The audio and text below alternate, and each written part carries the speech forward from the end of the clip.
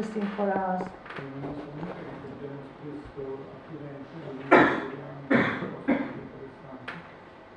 She's a friend of us, and we met her very often in Florence, where we go to work in the organic market. Abbiamo sentito Robert parlare di Toscana. Toscana è un ambiente molto favorevole. We have that also Robert, he spoke about Tuscany. Tuscany is very fertile soil for these kind of things, eco-friendly.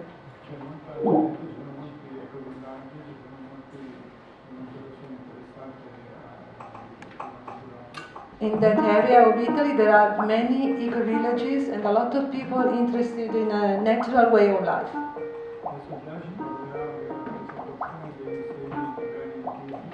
Now Jay is going to speak about ancient kind of grains, seed preservation.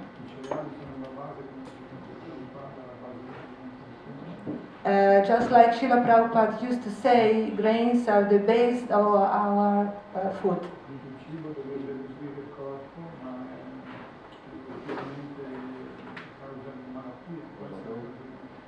Food is supposed to give strength, to nourish our bodies, but nowadays it is the source of many sickness, illness.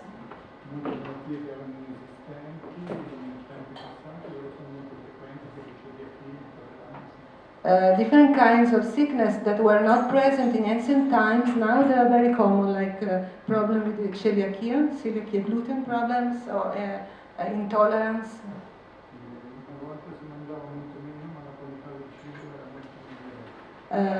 Once the people used to eat less food, but the quality of that food was much better.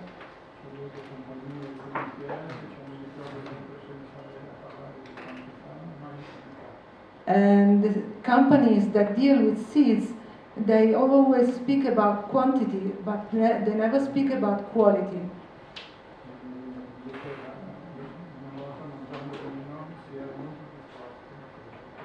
But in ancient times, people used to eat less, but to have more strength.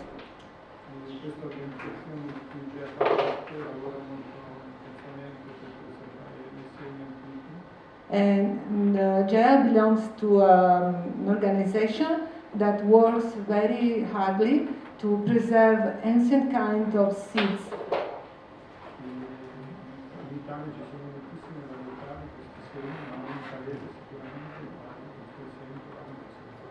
In Italy we have many old seeds that we are going to preserve, but surely in every country there are original ancient kind of seeds that need and deserve to be preserved.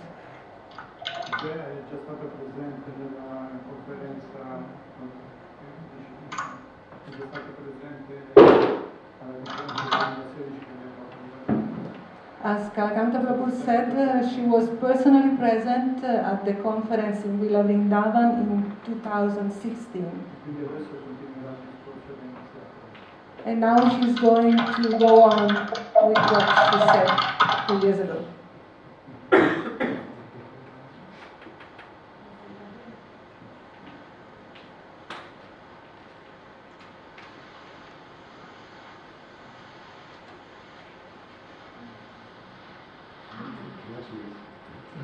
Ciao Gea, mi vedi? Ti ringrazio molto di aver dato la tua disponibilità a partecipare. Grazie a voi. Tu sei molto esperta, sei pronta per partire col tuo intervento? Ok. Sì?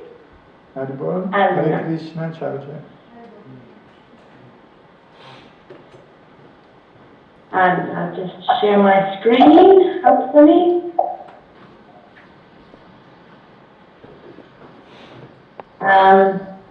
I'm just waiting to see if my screen is being shared. Can you see it?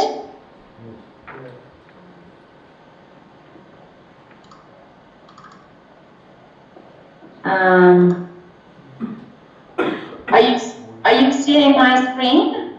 Yes.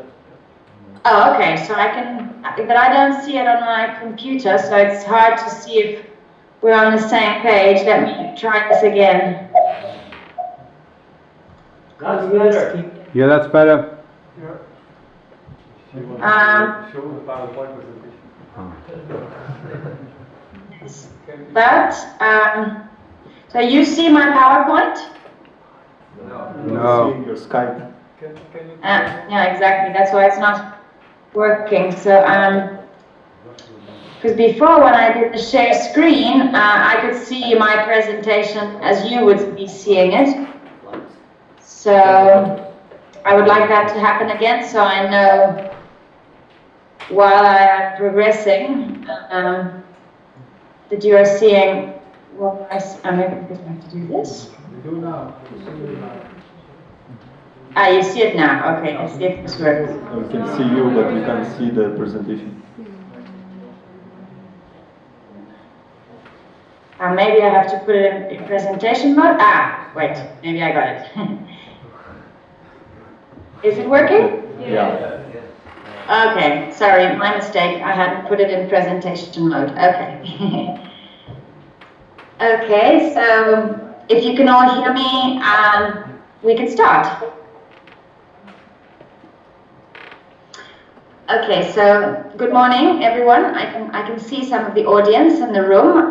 So hello, I see you waving. So it's nice to meet you virtually. I was in this conference, or this version of the conference that was held 2 years ago in Italy. So I was physically present, since I am based in Tuscany, which is quite close to the Villa Vrindavana, which is where the conference was hosted 2 years ago, and it was really a pleasant experience. So I'm happy to be somehow participating again this year. Basically what I did the last time and what I'm going to do this time is to give you a brief overview of the activities of the Italian Seed Network. That's the organization I currently work for or collaborate with. But this year I was asked to spend a little more time and a little more effort on the issue of community seed banking, which is one of the elements that we are working on, and one of the elements we are growing and cultivating more.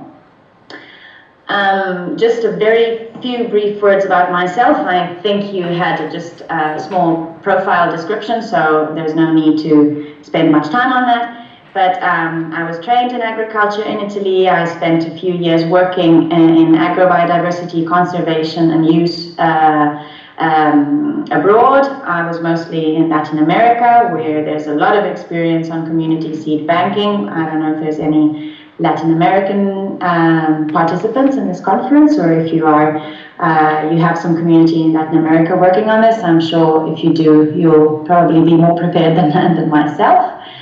And then I came back to Italy, wanting to continue working on these topics. My topic has always been seeds and agrobiodiversity in organic or biodynamic or sustainable agricultural systems.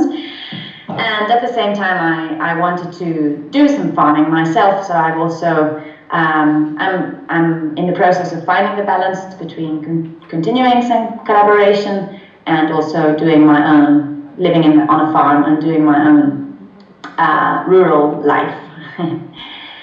So, okay, about Rete Semirurali. Rete Semirurali literally means Network of Rural Seeds. That's the name of the Italian Seed Network.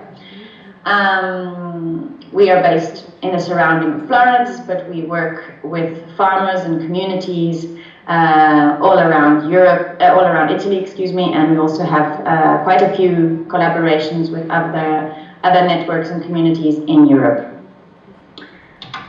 Let's see if my mouse is working, if I can proceed with my presentation. Okay.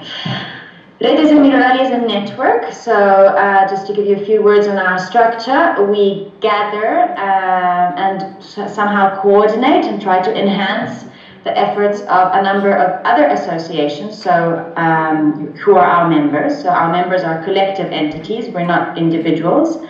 And some of them are listed here. Today, in 2018, we have over 40 members. So since 2007, when Rete Semirurali was officially founded, we have been growing quite a lot and trying to coordinate the agrobiodiversity conservation efforts of a number of local associations throughout the Italian territory.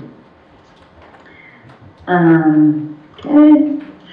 So last year was our 10-year anniversary, and we can say that from an initial commitment, which you see written here, which was to support farmers in the creation of truly diversified and sustainable farming systems, we have evolved to slightly more holistic, I would say, commitment, which is to embed sustainable and diversified farming systems in more vital, more locally based, more holistic food systems based on health and culture, because we realized that it's not only about farming, it's not only about seeds, but it's about a much more integrated concept, which includes health, culture, education, and youth involvement, which I know is a big topic in this session of your conference itself.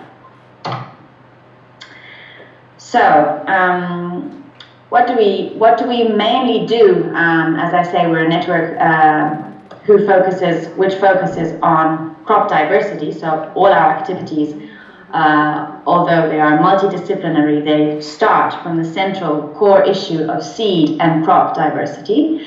So many of our activities start from, or have started from, a restoration of forgotten, let's say, diversity. This was mostly years ago, and we mostly started in cereals. Cereals are a very important staple in all cultures, and particularly the wheat family is very important in the Italian and Mediterranean culture and food systems.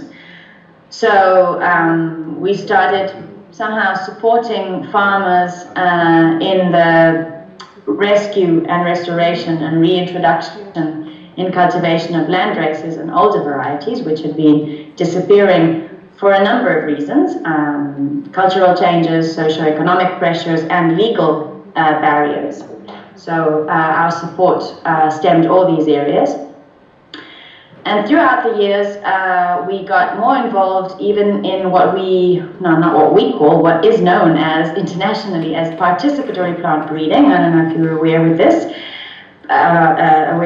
this, but basically it means to try and bring the breeding efforts, which have become very industrialized and very specialized in the hands of a few breeders working in public or always more often in private institutions, to bring that activity back into farmers' fields according to their priorities, according to the materials they wanted to use, and according to the local environment in which each farmer needed to select an appropriate crop.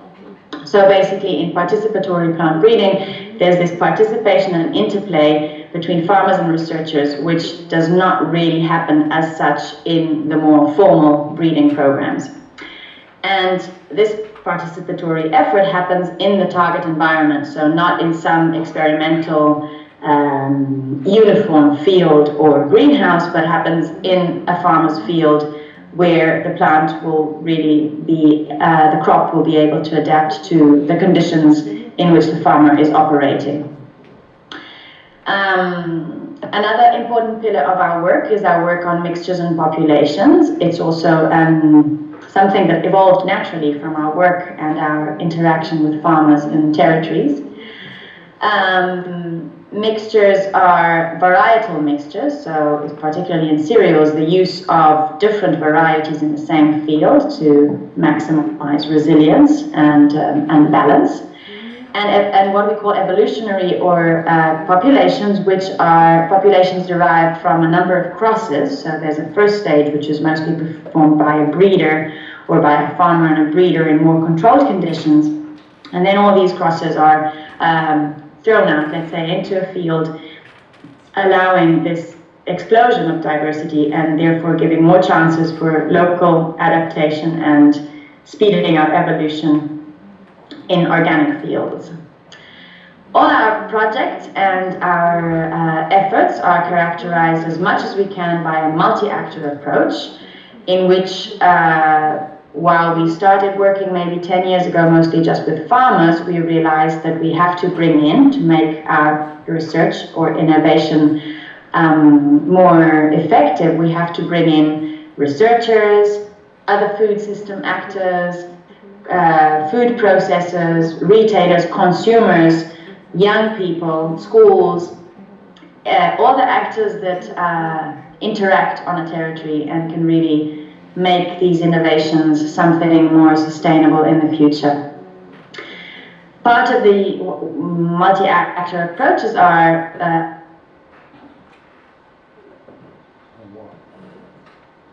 of seed samples, free distribution of seed samples for research, variety testing, for exchanges, for trainings. And as I say, we work with a number of other food system actors, which are not only farmers. So we try to cover the whole food chain. Click is not working. Next slide, here we go. Yeah, so as I say, we work in partnership with farmers, food chain actors, but also universities and research and development institutions to try and also change the paradigm and try to bring them, to also involve them in this more participatory and multi-actor approach. We collaborate with other seed networks who also have their seed banking experiences, with educational institutions, so we have some activities with schools or higher education training institutions, and we try to enter as much as possible into a dialogue with policymakers at regional, national, in Italy, and even European level. So what do we do when we experiment with land races, mixtures and populations? Well, of course, as I mentioned, we hand them out to farmers for their own experimentation, trying to follow up with them and to get feedback on what they're doing with the materials and how they're working for them or how they're changing over time in their location. But we also have a number of evaluation fields with which we, let me just close this because otherwise, okay, in various locations in Italy on a number of species. Our work mostly focuses still today on cereals, wheat and maize, and lately rice, but we also have some openings into other crops such as tomato and some other horticultural crops. So these evaluation fields are open to visits and to farmers or whoever wants to see them, but these are handled in a slightly more formal way. So that also this facilitates our dialogue with research institutions and with policymakers that want some more standardized results from our tests on mixtures and populations and old varieties.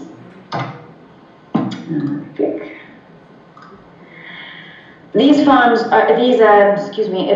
plots and trials are very important also because they allow us to have events during the growing season, in cereals particularly towards the end of the growing season, just before harvest, when you can actually see the spike and see the crop in its full development. And they offer us the opportunity to, during these events, to bring all our stakeholders or interested people to the fields and have some very informal scientific dialogues, or take some measurements together, or do participatory evaluations where farmers themselves or students or millers or bakers come in and say what they like more, what they like seeing, what sort of crop they would prefer, what is their experience in their area, which all feeds into the collective research process. And these are some pictures from some of these events throughout Italy with a number of people talking, doing participatory science, but in the field in a very informal and realistic manner. At the same time, we take some data. The technicians of Rurali, we have a small staff of 5 to 7 people and some collaborators throughout Italy, but also mostly through farmers. So this is an example of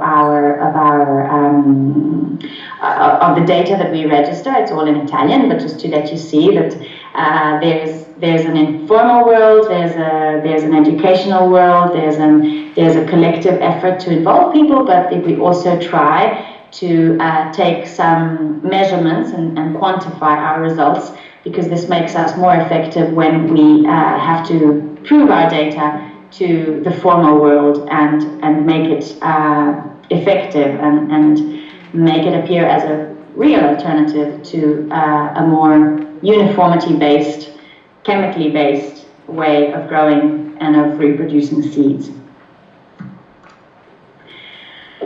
These are all the occasions in the field, are also occasions to spend time together and taste and appreciate and cover the whole food chain. So on a number of these occasions we also have some artisanal millers and bakers coming along and explaining how from a certain way of growing certain seeds or certain crop diversity in the field, you also mill the seeds in a certain way and transform the flowers in a certain way, which is different, of course, from a conventional industrial manner.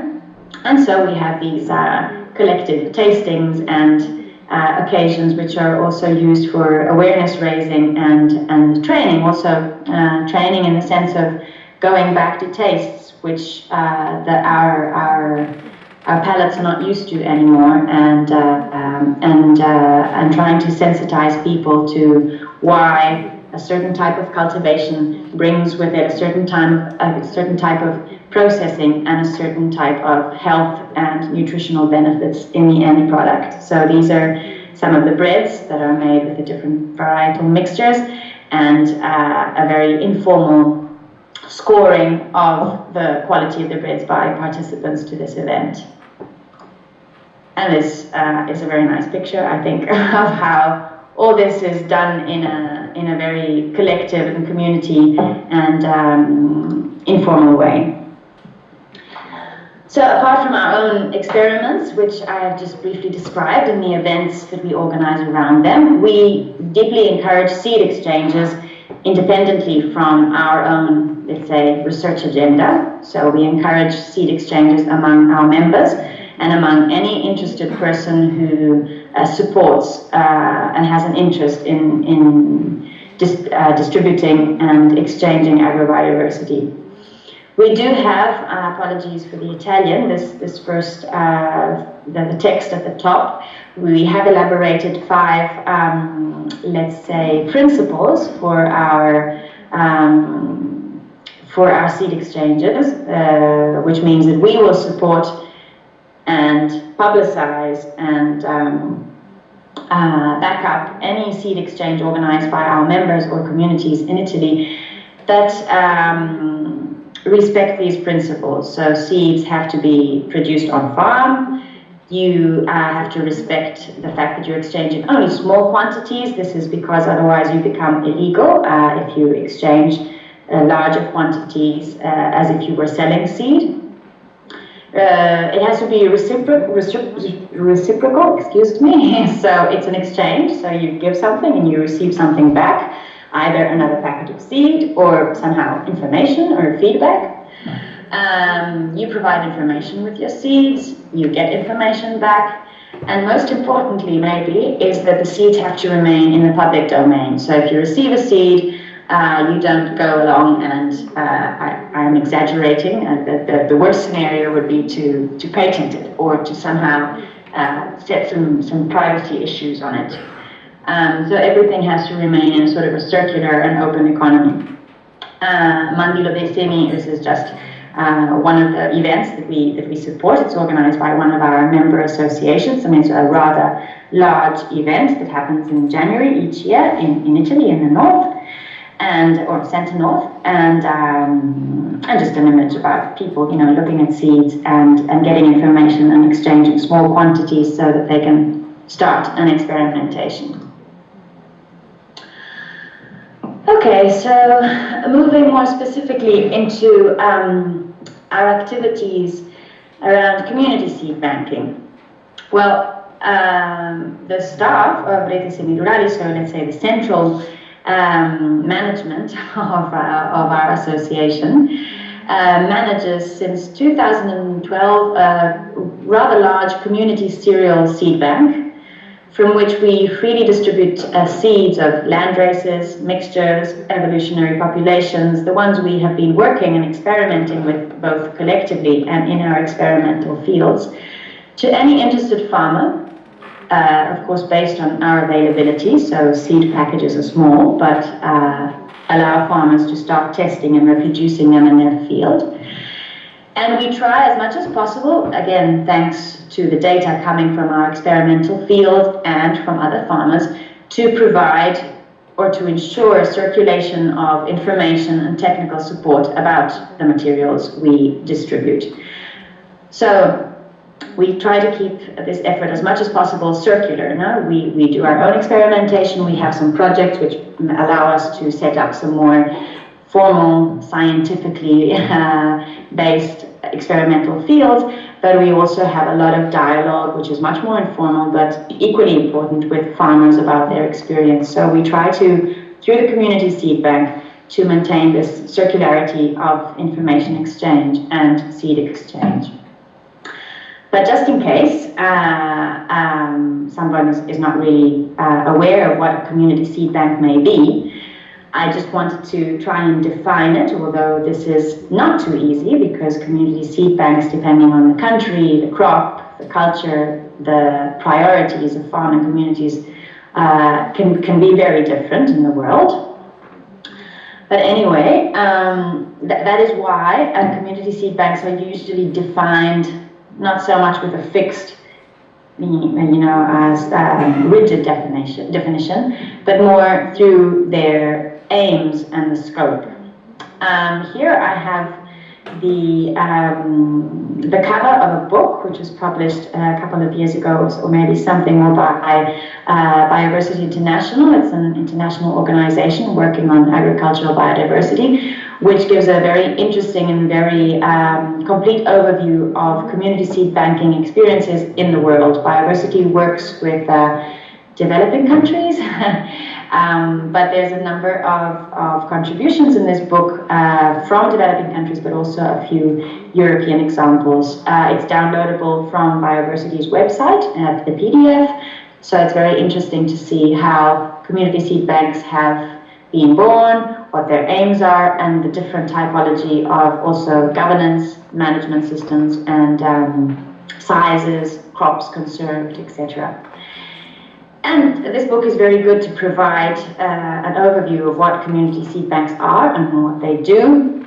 And these 3 points are 3 of the main aims which usually characterize a community seed bank, despite all the differences that they can be in the world.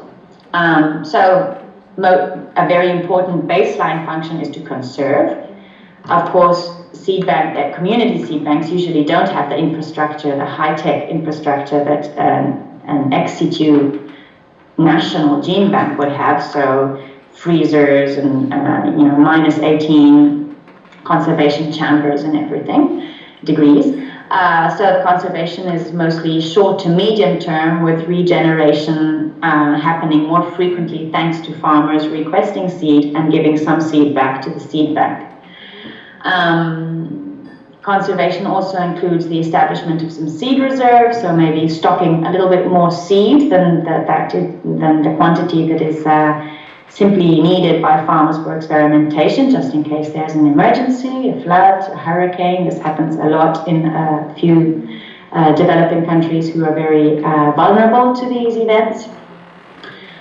Another important function is that to provide and ensure continued access and availability. So for farmers, especially in certain areas or for certain crops, accessing a formal ex situ national gene bank collection may be a bit difficult because there's a clash between an informal, very local world and the functioning of a very formal, high-level national institution. So, on the contrary, having a more accessible community seed bank makes access and availability to seed and crop diversity much easier. And another very important function is that to ensure in these ways seed and food sovereignty, and this also allows the carrying out and sort of embodying the concept of farmers' rights. the right to food, the right to seed, the right to autonomy over what you plant and what you grow and what you eat. And this is related also to the possibility to handle community, to implement community biodiversity management schemes. And I'll go into this in the following slides, just slightly. In the following slides, before doing so, I'll give you some examples of community seed banks in Europe. Because I now work in a more European context, and I would imagine that also your conference gathers mostly people, and maybe wrong, from European experiences. So seed banks or seed are managed by a number of seed networks or seed associations all around Europe. I'm only giving you a few examples. I'm sure there are many more. So apologies for those I have left out. Many of them I am aware of. Probably some of them we're not even aware of with Rurali. This is the Heritage Seed Library in the UK. The aim of these pictures that I'm going to give you in the next few slides is also to show you the diversity of functions and also infrastructures. Some of them are very rudimental, some of them are more organized, some of them distribute more to gardeners or seed savers, and some of them more to farmers. So all these contexts can change and also change the functioning or the day-by-day functioning and infrastructure of the seed banks. We have redes semillas. Of course, you see that the crops and the priority crops also change a lot. Redes semillas works a lot on horticultural species in the south of Spain, so you can see a lot of tomatoes and southern horticultural species. Redes Paisan is from France, a very close partner in many projects with Redes Rurali, and has been focusing, as we have, mostly on cereals and mixtures and evolutionary populations because of the importance of bread in the French culture.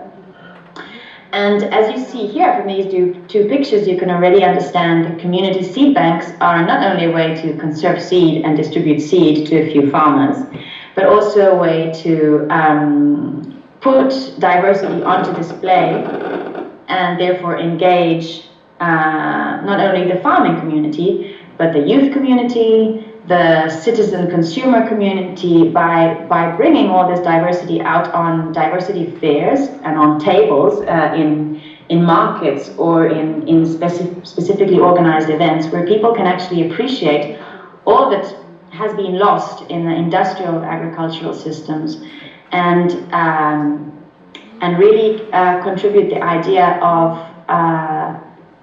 diversity, not only from a biological and genetic point of view, but also from a cultural, taste, nutritional, autonomy, territorial autonomy, and rural development point of view. So these two tables are specifically taken, the pictures are taken from activities that both Redes Semillas and Redes Paisan and many other seed networks and seed banks carry out beyond their purely conservation-oriented goals. This is Prospecerada. Prospecerada, as some other seed networks or seed organizations or seed banks, have developed, let's say, or have invested more in their seed production activities. So as you can see, their infrastructure is slightly more high-tech, I'd say. And they have they managed to get quite a lot of their revenue back from the sale of small packets of seeds. So in some cases, seed banks also have, they will distribute for free some small samples, but if you want to get some more because you're already interested in cultivating these species more commercially, then you can actually buy packages of seeds similarly to a seed company from them, but trusting that these are heirloom varieties, they're old land races, that they're not subject to any intellectual property right, that you can save them and reproduce them as much as you like. They're not hybrids, they're not derived from genetic engineering, and they're much more appropriate for organic systems. So this is another way in which a community seed bank can also have part of its activities refunded by a sort of a seed company sort of sister organization, let's say. This is us, Rurali. As I mentioned, most of our activities are on wheats. These are the names, on these Petri dishes we have the names of 2 old Italian varieties. So we do some germination tests, especially if we receive samples that we don't know how old they are, and if we can trust them to germinate, and therefore, you know, introduce them in our collection for further distribution. We have a more or less technical infrastructure. So we conserve our seeds in vacuum sealed packages. We distribute small samples. We have our database of users, and we try and keep track of all the distributions. But this is also a challenge for our community seed bank, how to keep track of where all these seeds go. Not because we want to control or, you know, or centralize anything, but just because we want to keep this collective effort and really empower it. So it's really nice to get this exchange flowing. See. Hello. Hi. We are coming to the end of the time. Yes. So maybe it will be good to take 1 or 2 questions before. Is that okay? Yeah, sure. Okay. Sure. Yes. Then we can. I have a few more slides, but probably the questions are more effective way. Sure. Let me know. All right. Anybody who have a question for Jaya? There's a question right at the back. I'm coming with the mic. Is this on? Can you hear me? Yes, I hear you. I think. With the exchange of seeds, specifically between different countries, where something in its native habitat might be benign, and then it goes somewhere else, it can cause a real problem. Is this an issue that you also take into consideration? Okay, let me check if I understood and heard your question properly. You're talking about if we distribute seed to other countries. Yeah, maybe there's a disease on it, or maybe in a different climate. Like I know in Australia, some seeds have been brought, or some plants, and then they become feral, and they become a real problem. They in their own environment, they're natural pests that predators will look after, etc., etc. Okay, thank you for the question. We tend to exchange seeds mostly within our national borders, and we try and I'll stop sharing the screen now. And we also try to get information on the recipient. Not because we want to invade the privacy of anybody, but because we would like to know what sort of climate and what sort of environment and what sort of uses that person wants to make the seeds. This is important also, as you say, to avoid problems with misadaptation or delusions or things that don't work. But most of all, our work is as much as possible done on a local level. So we work throughout Italy, but also we work very much locally. So since we're working on the idea of each soil needs its own seed, and going back to seeds that were naturally adapted to a certain climate and a certain organic way of being grown and a certain food system, we wouldn't be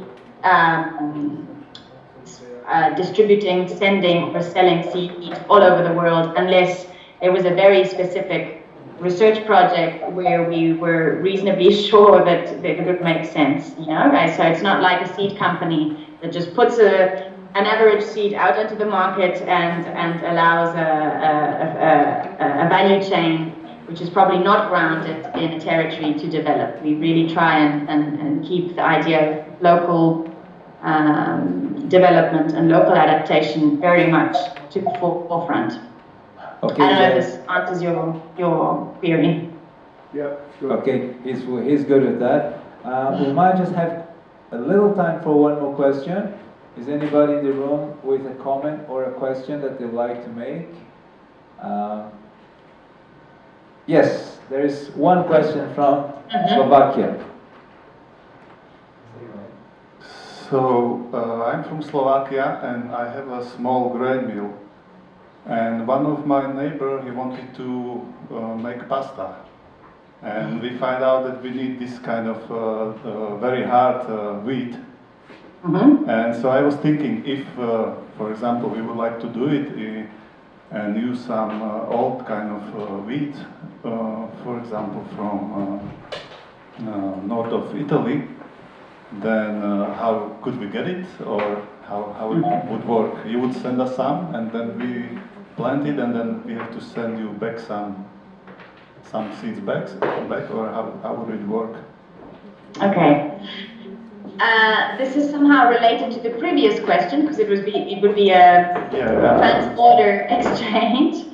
So as I say, we don't do as much of that unless we have a specific request, or we're very sure that we wouldn't enter into, as I say, conflicts and environmental problems. Having said this, what we usually do in these cases, if we do exchange seeds and do trans-border collaborations, it's through some sort of project, some sort of agreement, in which this allows us to set up some sort of principles for the seed exchange and make sure that we're not just randomly sending seed abroad, but that there's sort of a project and a follow-up. Also, I'm wondering if in Slovakia, and this also often implies making contact with, in your case, it would be a Slovakian association, or maybe a gene bank, or maybe a small collection, which we could interact with, and maybe they have some seeds that they could, that were adapted, that had been used in your territory in some time back. I don't know if that exists, or with local gene bank. In which case it would be not only easier for phytosanitary, quarantine and legal reasons to exchange seed, but we could also enter into a dialogue with them and somehow support you, but more indirectly. So this is more or less the way we work, but at the same time we could also, we could try and support you more,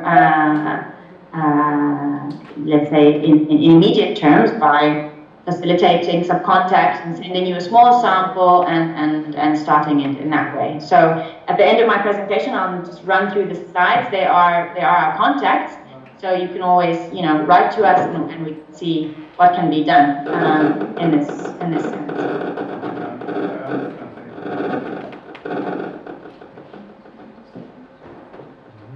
This is the page. I don't know if you can still see my presentation. This is our online presence, our website, our Facebook. Most of all, this is in Italian, but of course, if you write an email in English to the email address down there, then we can pick up this more sort of personal discussion on that way. Jeff, thank you very much. We will share your presentation we have sent with all the participants, so they have access to all that information. We want to really thank you for your time and your preparation and your presentation. And I'm sure everybody from here learned a little bit more about the potential of seed banking. And I'd like everybody to just thank her by saying Haribol. Thank you very much. Okay. Talk to you then. It's okay. So, Jaya has been helping us with seed banking, and I believe that seed banking is a great tool because it just resonates with our philosophy. We talk about planting a seed of bhakti, giving a seed to everybody. So it's just part of the imaginary of our movement. So as soon as we also go to farmers with seeds that they appreciate, that's a great outreach program. And if our farms were now equipped with all this networking technology, would have a great presence all around us, and that makes a big difference. So that's the reason we're starting to bring in seed banking into our conference. We're going wider. We started with the cows and the bulls. They need to eat, they need seeds, they need people, so we're gradually expanding that vision. And of course, today's session is dedicated to the youth. So you see how this can be such an interesting activity for the youth. keeping seed bankings in the country, visiting other communities, seeing how they're going, traveling, distributing, raising money from it by selling the seeds. It's a great avenue for us to investigate. We have a woofer group, and it's not just a common seed, but it's a rare, valued seed for this community, for its tradition, for its nutrition, for its added value to community. Okay, so thank you so much, Gunagrahi Prabhu, for suggesting the presence of Jaya. And also I want to call your attention, you may have not noticed, but we have had 3 presenters from different parts of the world just come into the room. We can really take advantage of this to make our conference a lot more dynamic, our networks more dynamic. So I just